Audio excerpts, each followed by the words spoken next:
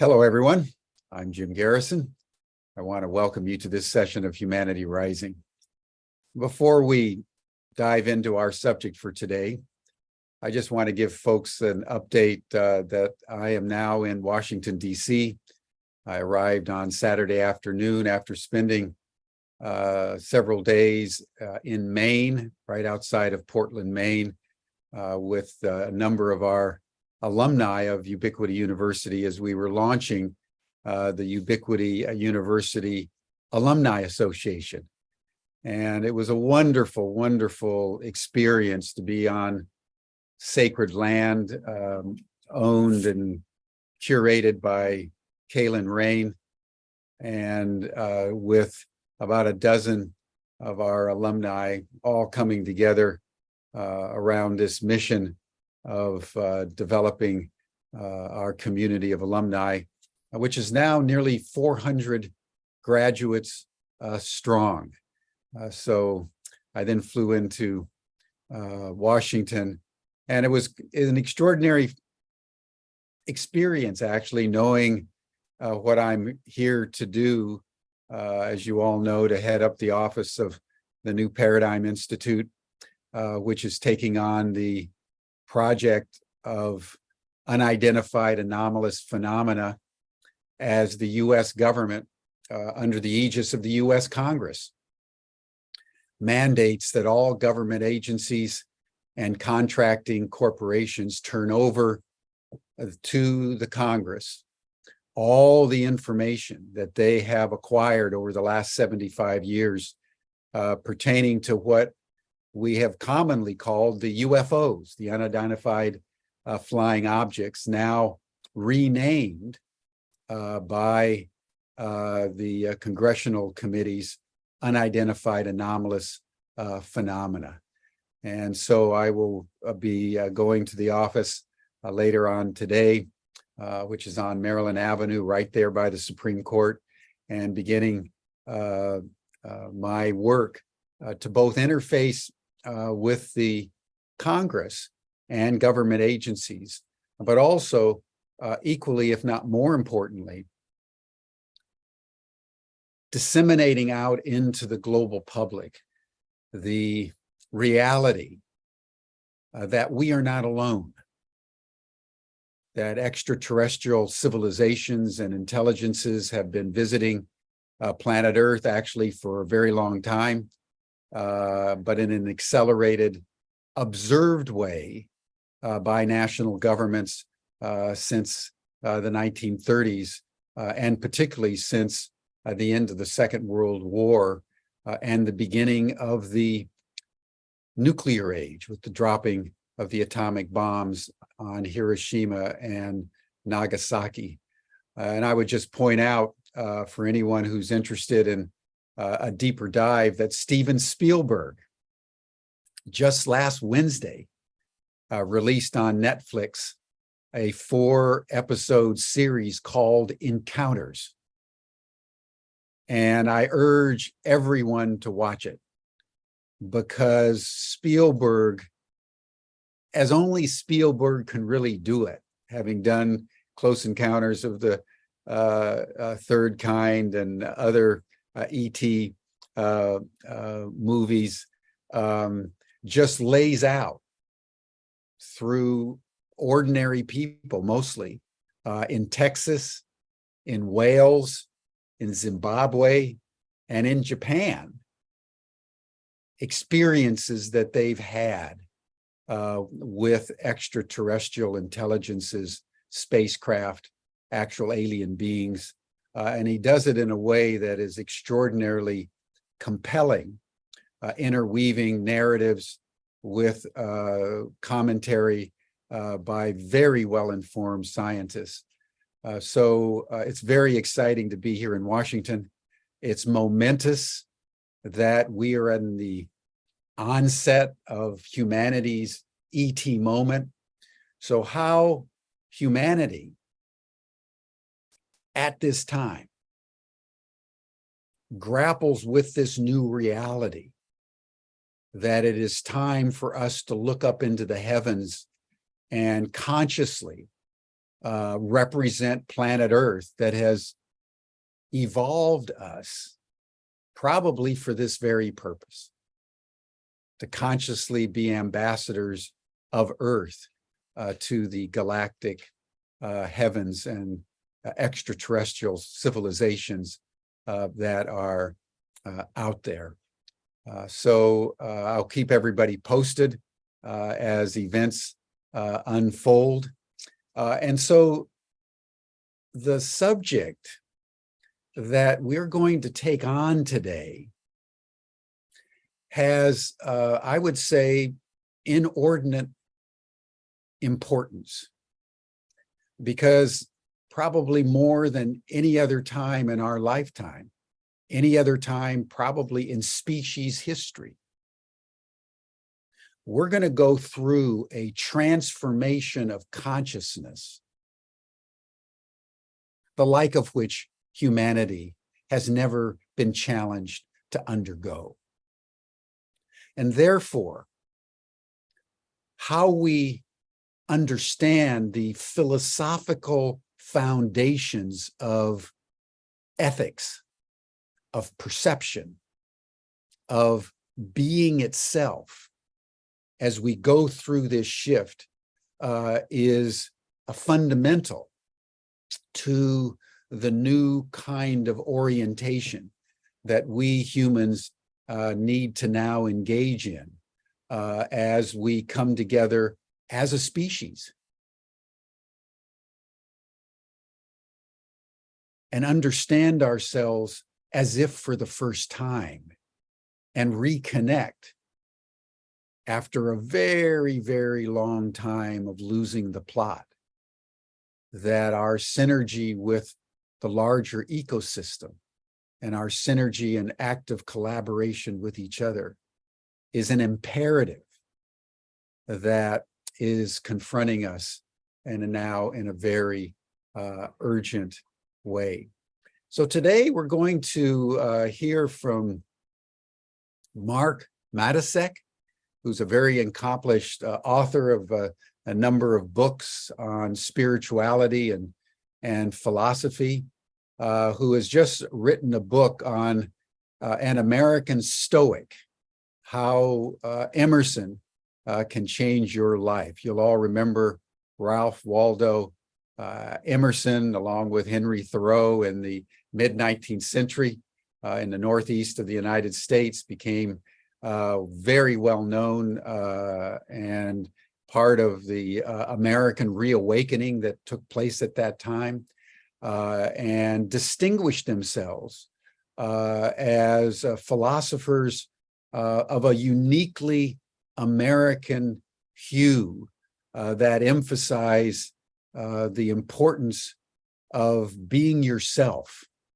being authentically who you are in the midst of a culture that never ceases trying to make you into somebody else. So I want to welcome Mark Matousek to Humanity Rising. He lives in New York. He's a good friend of V's, by the way, and co-founded with V Men, which is working to get men to move beyond the patriarchal habit of misogyny and oppression and violence against women. So Mark is engaged in the ethical manifestation of the philosophical positions that he's been exploring and living out for his life. So Mark, welcome. And why don't we just start by you telling us anything else you would like us to know about your biography, and then just presenting your impressions of Waldo Emerson, and then we will have a dialogue from there. But welcome. Thank you so much, Jim. I'm really thrilled to be here. Congratulations on your new venture. It's about time that we started opening our eyes to the obvious. Totally.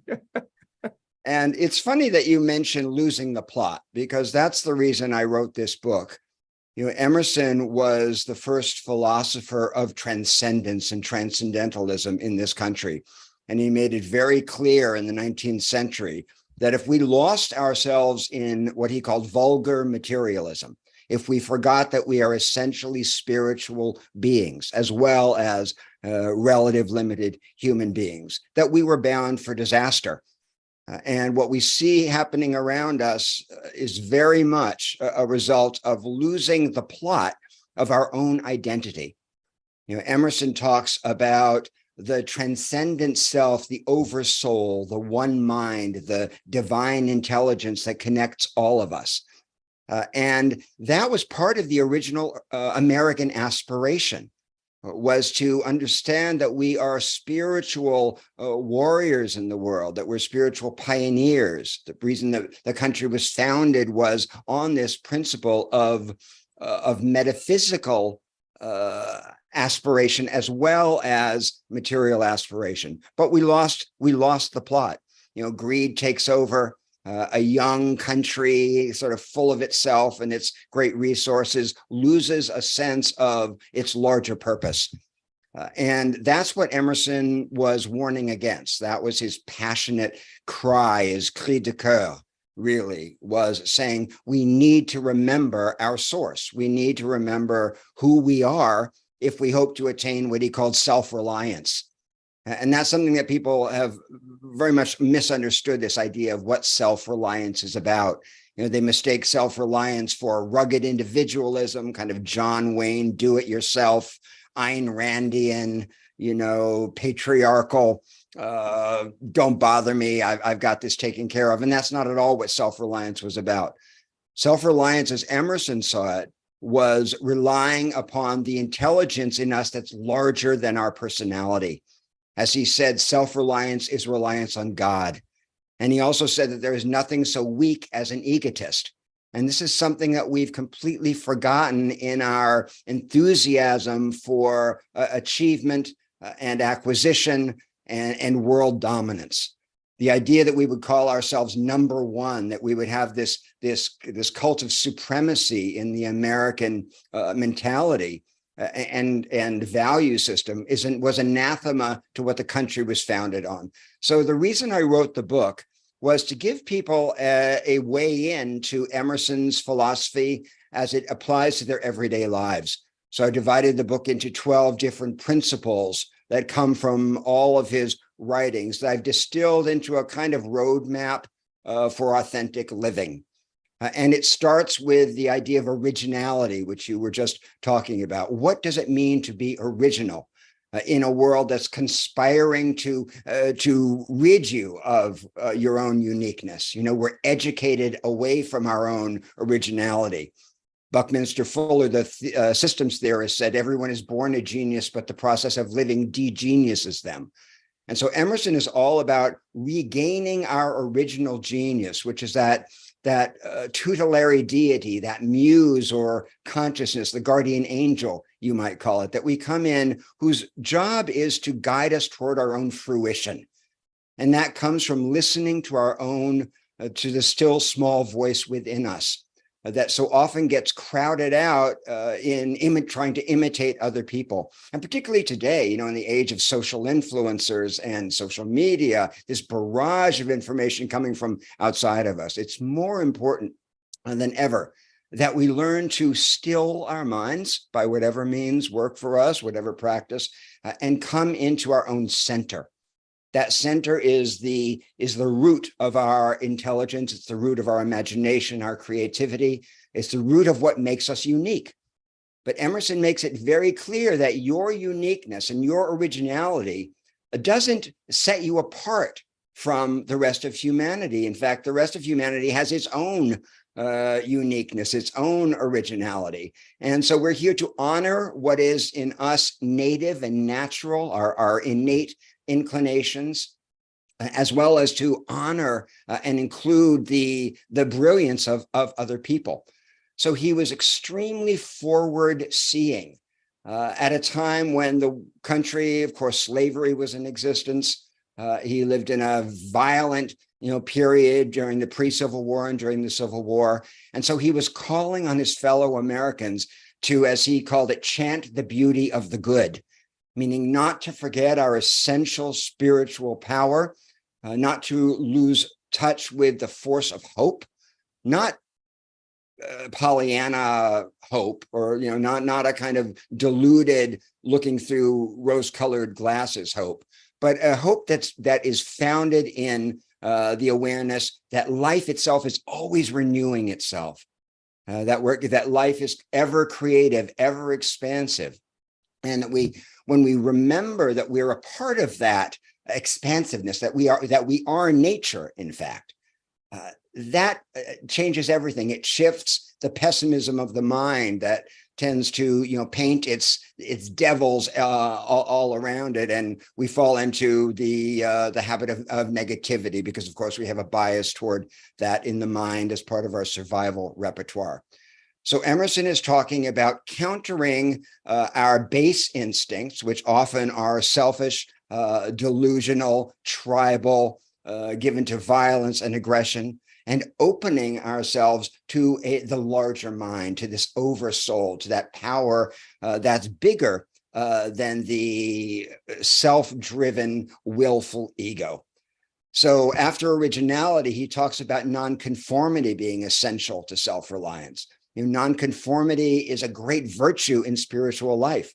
Until we start to say no to the prevailing ethos of materialism, for example, tribalism, conflict, we can't lay claim to the part of us that is bigger than that dualistic, conflictive way of seeing. So nonconformity is essential. He says, where does my power come from? From my nonconformity. And his great role model in nonconformity was Henry David Thoreau, who was his protege. He was younger by 8 years. And Thoreau, Emerson said, represented in the flesh his ideal of what nonconformity looks like. And that means being willing to stake our own lives on our own principles and turning away from the majority.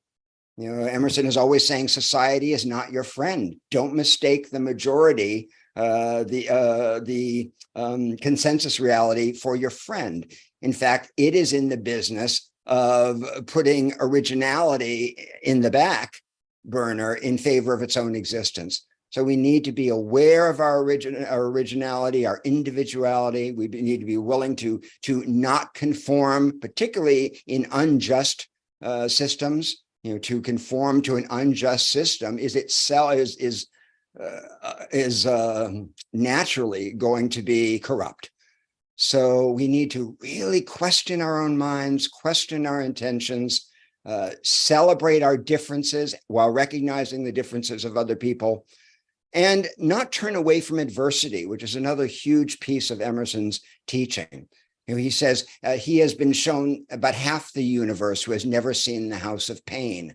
And what he means by that is understanding that the shadow side of experience, the things that we resist, are often the reservoirs of our deep healing and our deepest insights. So not turning away from pain, but seeing it as a teacher and a portal to a new way of being.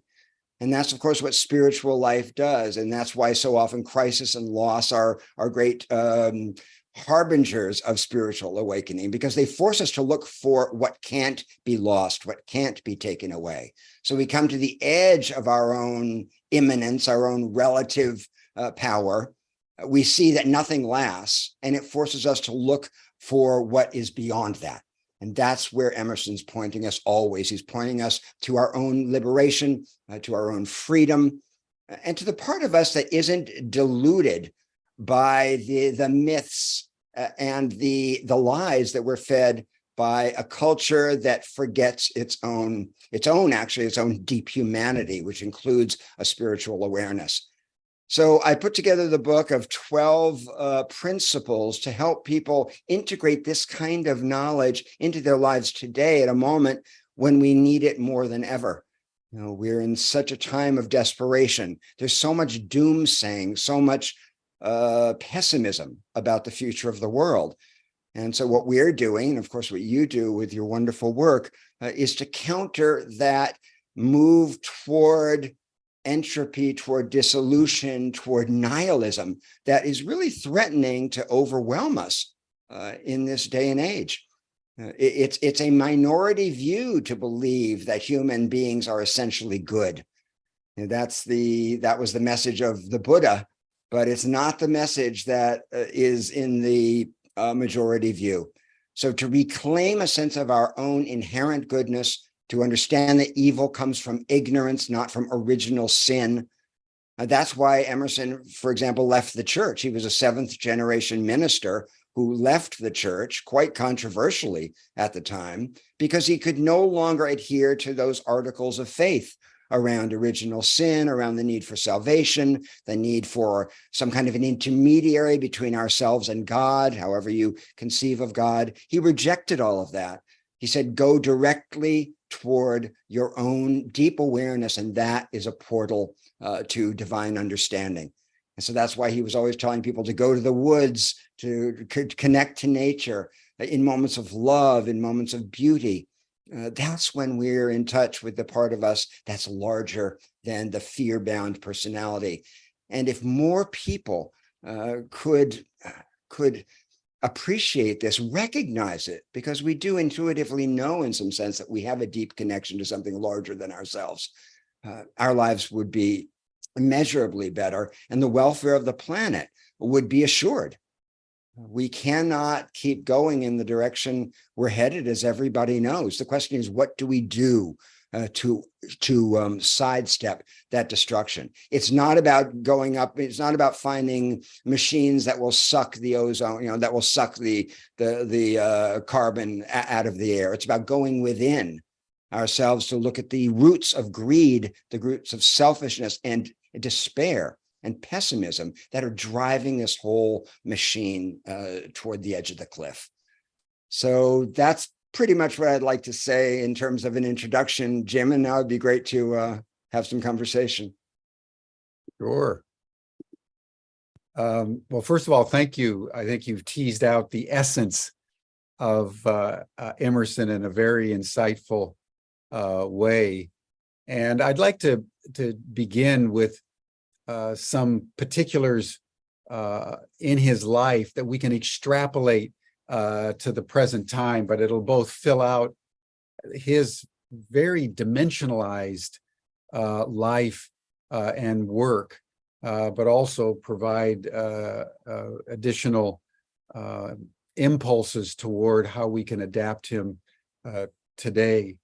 And that is, I want to just delve into his association with Vedanta and his research into the Bhagavad Gita, the Upanishads, and how those influences, and this was in 19th century America, where just picking up a Bhagavad Gita at the local bookstore didn't happen. So this was part of his own search for greater and greater understanding beyond America, even though he's considered a uniquely American philosopher. So I wanted to just explore that. He was in Europe many times, in England. He was in France during the 1840s. He traveled fairly extensively. So speak to us a little bit about the international influences on Emerson, and in particular, the influences that were so profoundly important to him in terms of his metaphysics and philosophical principles. Yes, he was a huge fan of the Gita. It was his favorite book. They called him around Concord, Massachusetts, where he lived. They called him the Yankee Hindu because he talked so much about the Gita. He talked so much about what we would call non-dual philosophy, the perennial philosophy. And it had everything to do with his philosophy of self-reliance and his understanding of human potential. He had to outgrow a lot of his own prejudices, theological prejudices, to embrace that. And when he did that, he realized that he couldn't really go back to the kind of dualistic theology that he had been raised with, which is part of why he left the church. No, that is key to his understanding of transcendentalism. Transcendentalism and Vedanta are fairly identical. It's hard to find a big difference between transcendentalism as we understand it and what the sages of Vedanta were talking about millennia ago. The understanding that the small self is a manifestation of a larger intelligence, and that both are true. This is another huge thing, that both are true. So it's not about denying our physical reality in order to embrace a metaphysical one. It's about enlarging our awareness to include both. And that if we don't do that, as I was saying earlier, we can't know who we are. You know, self-knowledge is based on embracing the paradox of what it means to be a human being. You know, the fact that we are both small and vast. You know, as Whitman said, do I contradict myself? Very well, I contradict myself. I am vast. I contain multitudes. We contain multitudes, but we resist our own vastness in the drive to have a solid, little, limited, knowable self. But when we open the door to both and, when we move toward dialectical instead of differentiation thinking, and we understand that we're this extraordinary mixture of physical and metaphysical, it opens us up to enormous possibilities in our own lives. We're no longer trapped inside the small story of self. We're able to see that we are the witnessing awareness, that is the observing faculty of the mind that's bigger than our circumstances. And that comes directly from the Gita. And recognizing that we have both the relative and the absolute in us, and that's what makes us so extraordinary. So it's not about rejecting one or the other, and it's a danger to reject the physical in favor of the spiritual, just as it is vice versa. You know, we have to expand to include both, and that's what Emerson is all about. He talks about contradiction endlessly, and nonconformity and inconsistency. You know, we have so little tolerance for our own inconsistencies. But as he said famously, a foolish consistency is the hobgoblin of little minds. You know, to be foolishly consistent, trying to narrow ourselves into some monolithic and linear sense of self is doomed. And it leaves out a huge part of who we are. Yeah, I'm reminded too of, I think he was invited to Harvard Divinity School, which was my alma mater. I think it was in the 1830s, 1837 or something like that, where he gave an address and denied the divinity of Jesus and said that he was a great teacher, but that he was not God, and that there were other religious traditions should inform spirituality and theology. And it caused a complete scandal throughout the academic world and around the press and so forth and so on. And he wasn't invited back to Harvard to speak for another 30 years, as I recall it. And so not only was he not invited back to speak, he was expelled. He couldn't come back on the campus.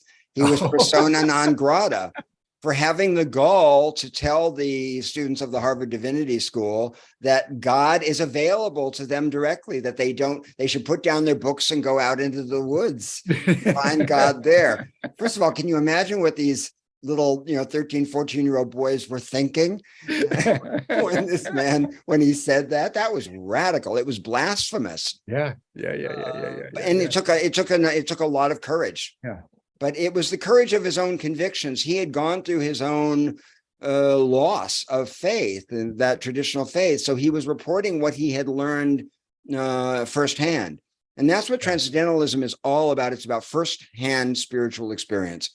People were tired of the mild satisfactions of going to church and saying prayers, and they wanted something more immediate and something real and something transformational. And that's what transcendentalism was all about. Yeah, and I wanted to raise that because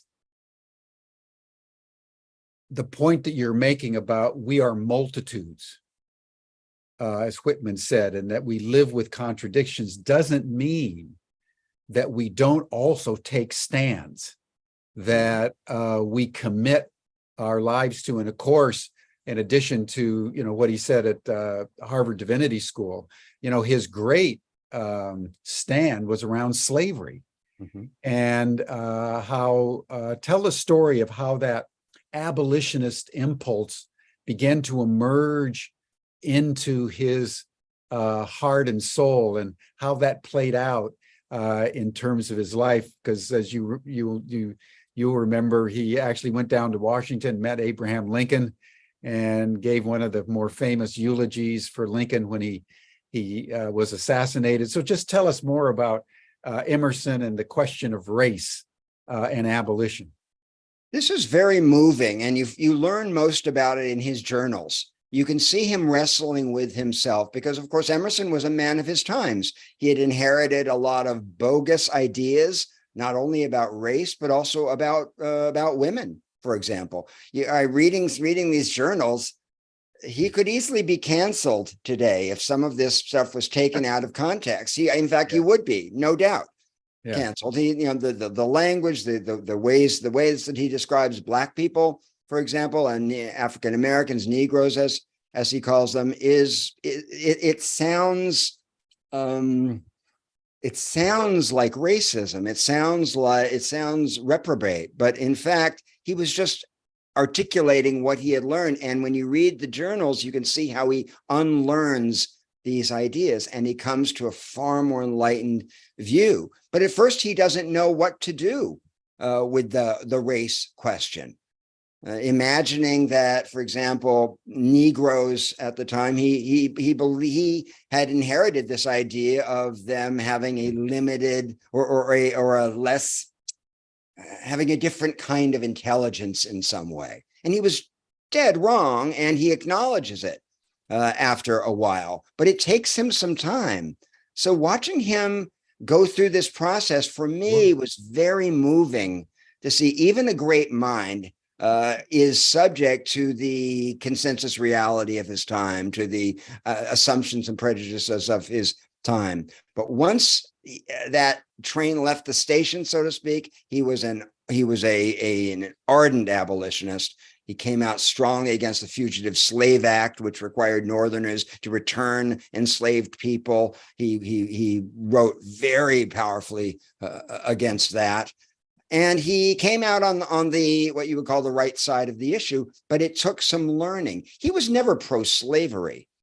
It's just that he didn't quite understand what we know today about the elusiveness of race and what it doesn't tell us about people. He made some of the common mistakes that folks in that era did. So the good news is that he was willing to be wrong. And that's another thing I respect about him. And something he also talks to us, be willing to change your mind. If we're not willing to change our mind, then we're going to be dragging around the carcasses of old ideas for the rest of our lives.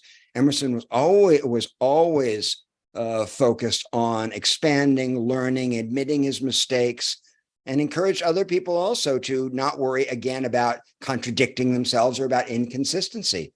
He said, speak your hard truth today. Tomorrow it might be different.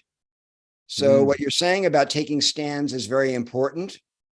However, those stands shouldn't become prisons for us. If today's stand reveals itself to be something that is limited or no longer speaks to you, we have to be willing to let it go. And that takes humility. Yeah.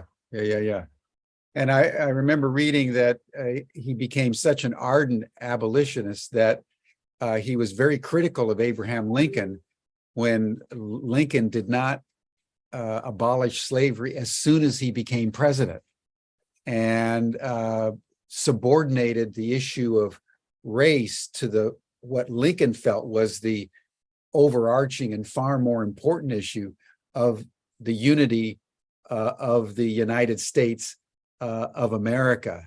And it wasn't until after they actually met and Lincoln explained the intricacies and the complexities that Emerson then changed his mind and began to realize that Lincoln was an exceedingly wise man and was really grappling with a lot of complexities that he, as a philosopher sitting up there in Massachusetts, didn't even know about, let alone had to deal with. So that's an example of situational ethics, of a realization that this is my position now, but to be willing to change. And that's really important in our time, because we get locked in to certain narratives, public narratives, and any dissent is considered misinformation or disinformation, because there's a certain view that the powers that be want us all to believe in at the same time and in the same way. So this capacity to be indecisive and open to change is really a rare phenomenon. I mean, you think of, for example, the Trump supporters in the Republican Party. I was just reading over the weekend an article that was saying that no matter how much information they're given about his crimes, his corruption, his tax fraud, his misogyny, they don't budge. And in fact, the worse it gets for him, the more allegiance they feel.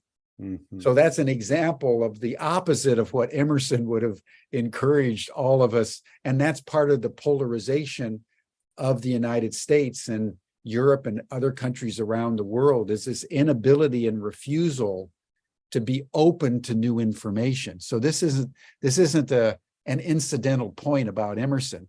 This is one of the great challenges of our time. It's a huge challenge, and it was in his time, and it's even so much more dangerously, an issue in ours, that we have no tolerance for nuance, for paradox. We have no tolerance for dialectical thinking, looking at what the other person knows that we don't know, understanding that we're part of a whole, in being so polarized, so dualistic, so either or and black and white. Exactly. Our thinking prevents us from growing as individuals or healing as a culture. And that's why it's so important to soften when it comes to our own understanding, and to have humility, to be open to new ideas, and not so rabidly attached to a single way of seeing.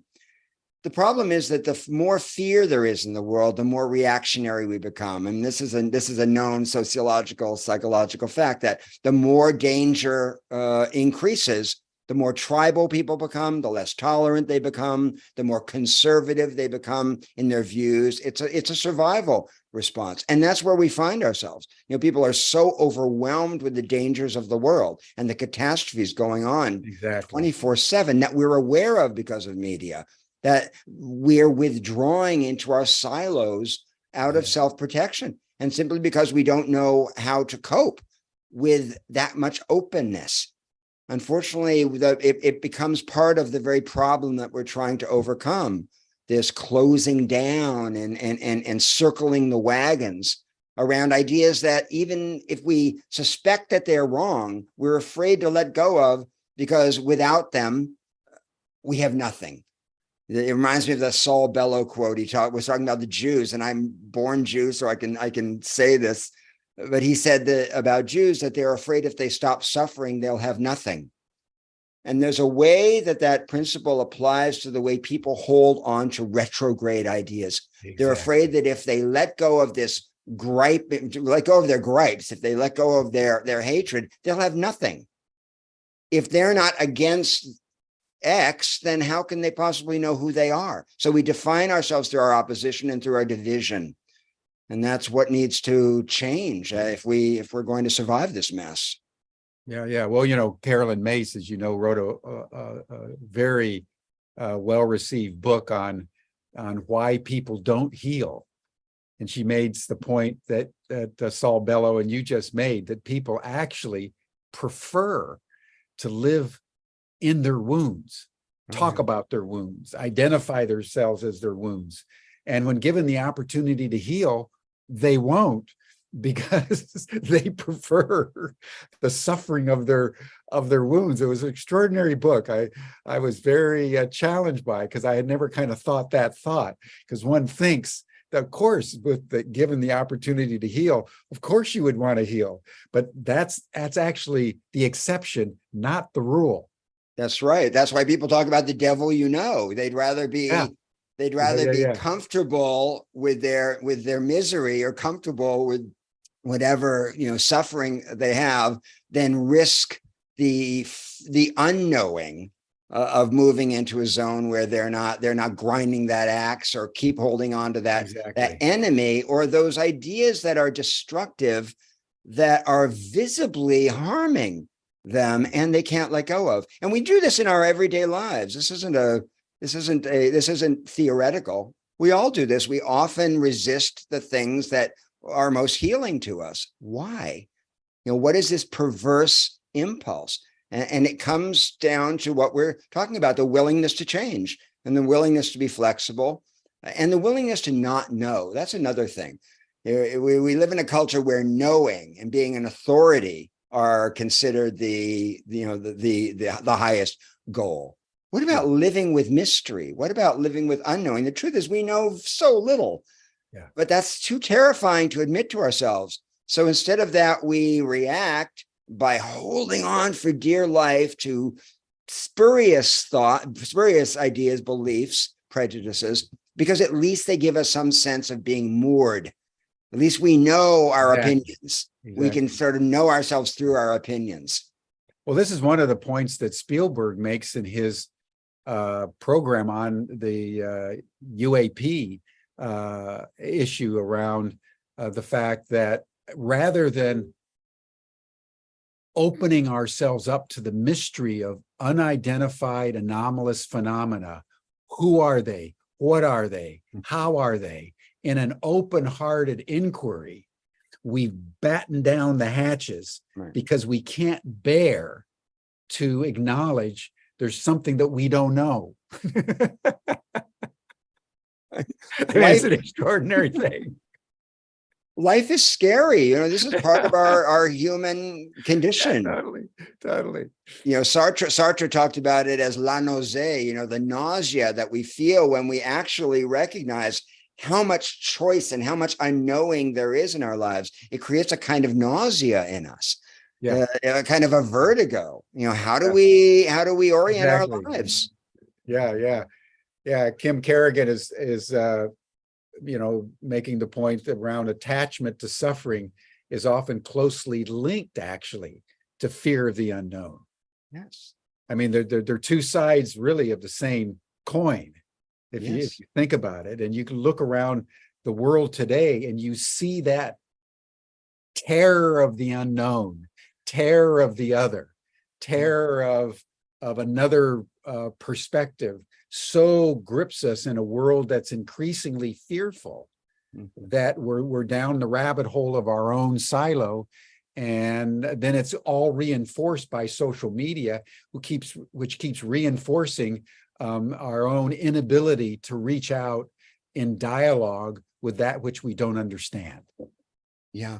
And that's why Emerson talks about solitude and silence being so important to the process of waking up to our own wisdom. Then until we're willing to step away from the crowd, and we're willing to listen to a source of knowledge that's deeper than the mind, it's deeper than the personality and our culture and our prejudices. Until we do that, we're going to continue to be pulled along in this sort of automatic rat race of opinions that block us from the rest of the world and keep us limited to only what we have known, it keeps us limited to the past and to what we've been told.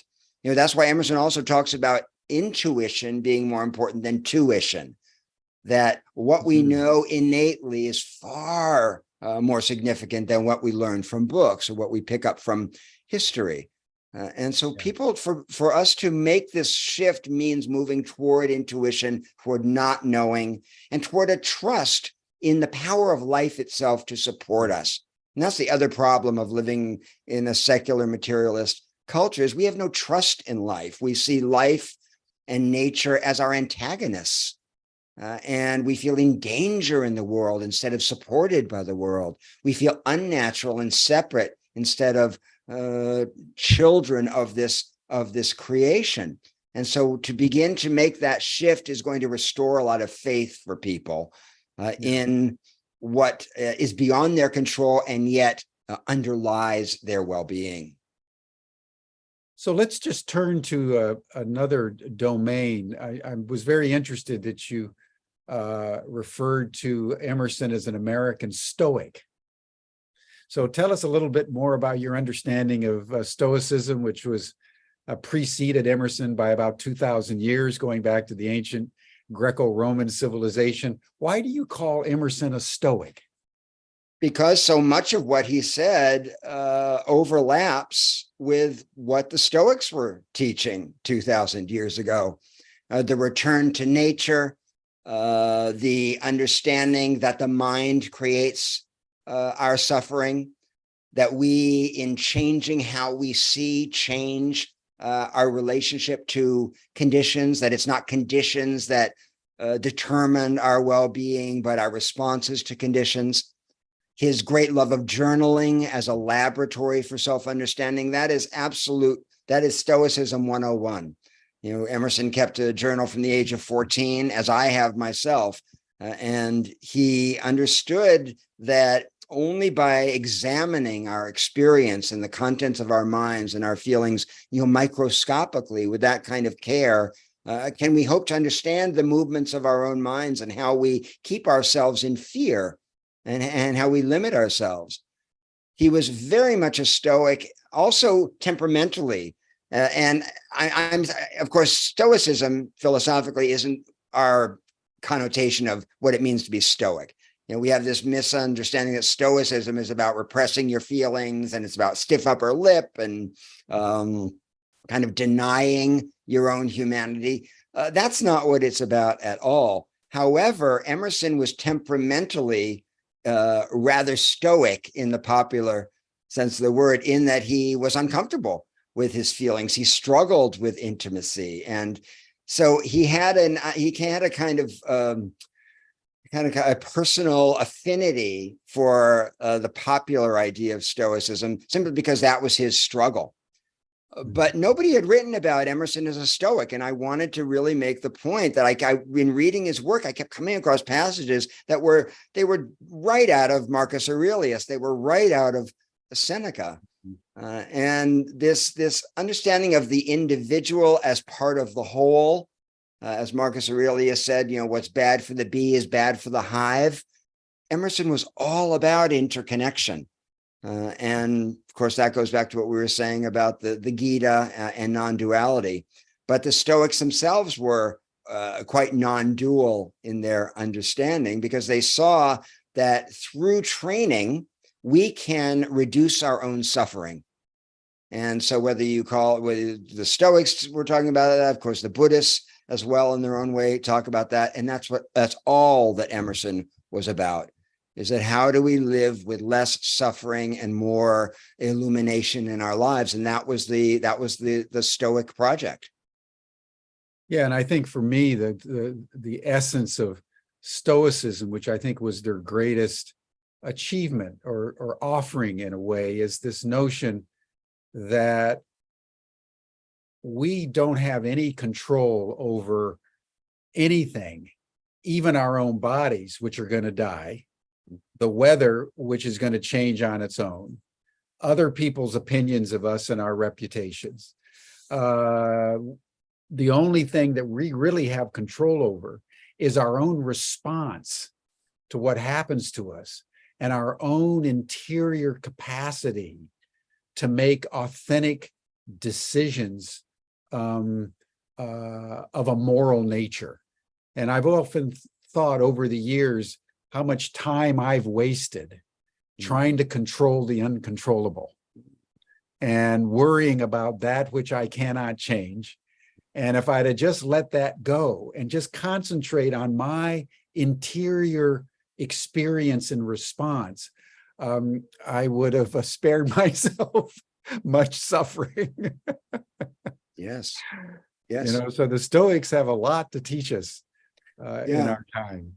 That's why there are a lot of parallels between Stoicism and cognitive behavioral therapy, which operates on the same principles, understanding how the mind works, understanding the limitations of control, the impact of thoughts and feelings on behavior. That's cognitive behavioral therapy. Then that's Emerson as well. It's really recognizing the limitations of our own impact and our ability to change, understanding what we can change and admitting what we can't. Is the essence of Stoicism, and it's the essence, of course, of the recovery programs, the 12-step programs. They start with that principle of knowing what you can change and knowing what you can't. And Emerson was talking about that very same thing, you know, recognizing that the exterior world, as he called it, the external life, the exterior life, is not our primary point of interest. It's the interior life and understanding how we tick and what we can do to open our minds without, you know, losing track of what's really true for us. That's the challenge. Yeah.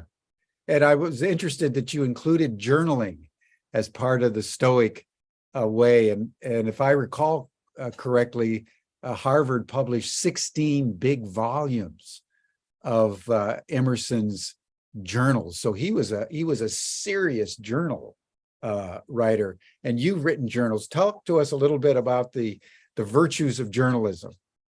Well, journalism and journaling are different. I started writing when I was a very young kid, 8 or 9 years old. I grew up in a house where there was a lot of trauma and loss and pain. And I didn't have anyone around to talk to. So I turned to writing as a way of asking myself questions and trying to relieve some of the anxiety and the fear and the confusion that I felt. I started to write, and it became a lifesaver for me. And I found that no matter how bad I felt, no matter how crazy things were around me, I always felt better after I wrote. And what I realized is it came from connecting to something in me that was wiser, a bit quieter, and not as sort of caught up in the externals as my personality was. So even sitting for 15, 20 minutes and asking myself, what's wrong? Why are you so confused? Where does it hurt? Those kinds of questions got me through a very, very painful childhood, and it has sustained me throughout my life. And Emerson found the same thing. He was a very troubled kid. He lost his father when he was 9 years old. He was awkward and antisocial and very insecure and self-critical. And he turned to journaling as a way of finding his way back to a sense of balance. He called his journal The Wide World.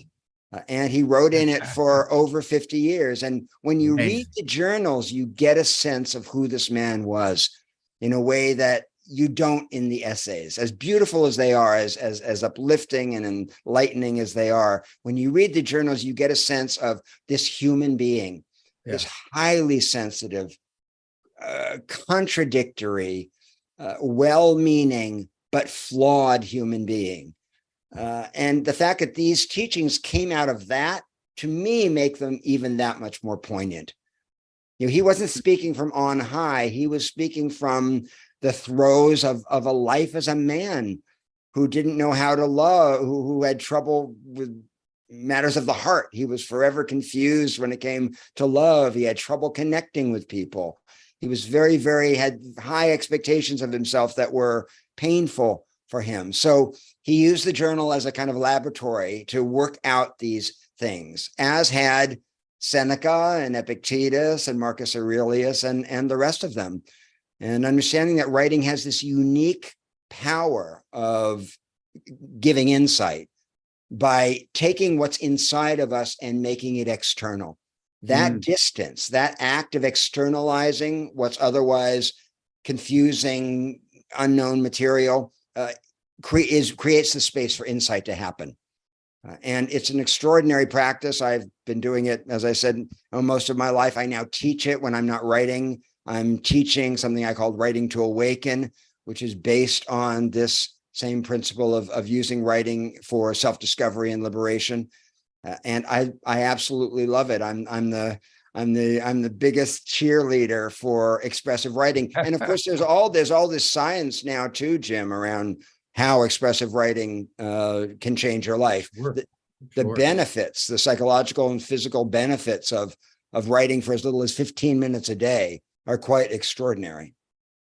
Yeah. Well, I'm taking this as possibly a challenge for myself, because I've had many people tell me I should start journaling, but I never have. I've been so maxed out during the day, and I think I'll do it at night and then I fall asleep.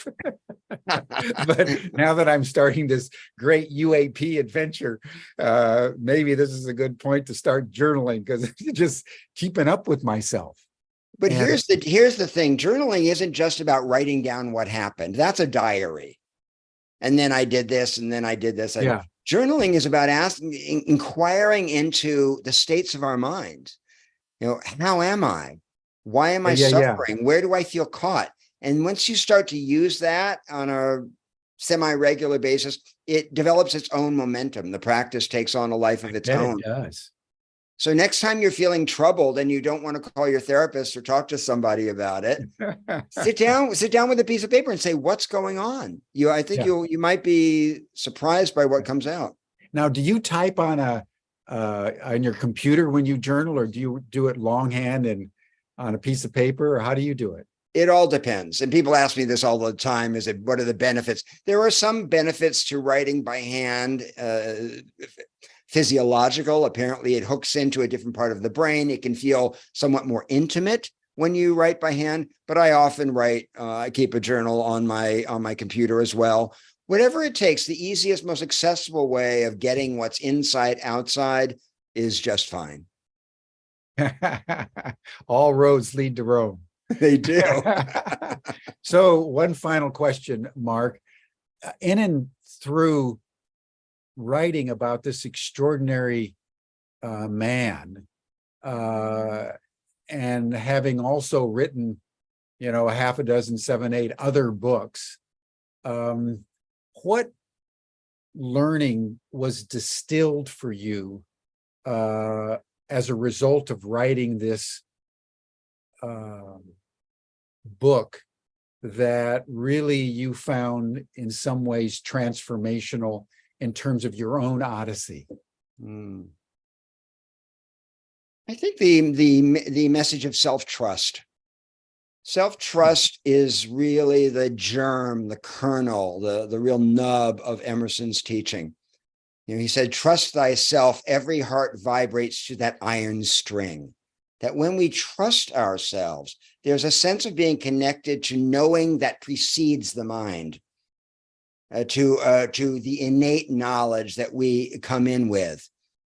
And trusting ourselves is a tall order, as we've been talking about, where, we live in societies and cultures are all about co-opting our trust and telling us to trust in them over ourselves. So to be able to trust ourselves, to reclaim that kind of sovereignty over our own decisions and our own behavior is life-changing. And it's something I've lived with for a lot of years. I've been working with these teachings since I was in my 20s. But doing this book and reading the journals really consolidated for me the importance of trusting my innate wisdom, trusting that there is a spirit in me that knows more, spirit in quotes, that there is a faculty in me that knows more than my limited, lopsided, contradictory mind, that there's in fact a deeper source of wisdom, and that's what we're talking about when we refer to self-trust. That shifted something important for me. And I feel more centered in my life. And I feel like I'm more tolerant of my own inconsistencies and paradoxes. And I no longer think that if I'm changing, for example, like we were talking about earlier, that if I've shifted, I've changed my mind, that I've somehow either made a mistake or that I'm losing something from the past. I feel like I'm much more present when it comes to my own learning and my own unfolding and evolution. And that's really what I hope the book does for people who read it. Beautiful. That's a beautiful note with which to end. You know, one thinks of the great line at the top of the portal going into the Oracle of Delphi, know thyself. And Emerson is saying, trust yourself. He is. And I think the two are integrally interconnection. The more you know about yourself and the multitudinous capacities and dimensionalities that we have, often in contradiction, but always changing, and being able to trust who you are in that process is really a high spiritual art form. That's the Bhagavad Gita. You know, that's Arjuna on the field of battle. That's all of us in our daily lives, because in the end, it's how much do you trust yourself, as opposed to trusting what you're hearing on the news or trusting somebody in the Capitol that's telling you what you're supposed to believe. It's a lost art form, the art form of trusting oneself through the pathway of knowing oneself more and more comprehensively. And I think that distills, as you say, Ralph Waldo Emerson. Yeah, it does. It does. There is no self-knowledge without self-trust. You have to have a certain confidence to take the journey into yourself and to walk a path of wisdom. It does take a kind of confidence. And that's what we all of us need to cultivate in our lives. Thank you, Mark. Mark Matousek, everyone, scholar and spiritual teacher, whose latest book, An American Stoic, How Emerson Can Change Your Life, is available on Amazon.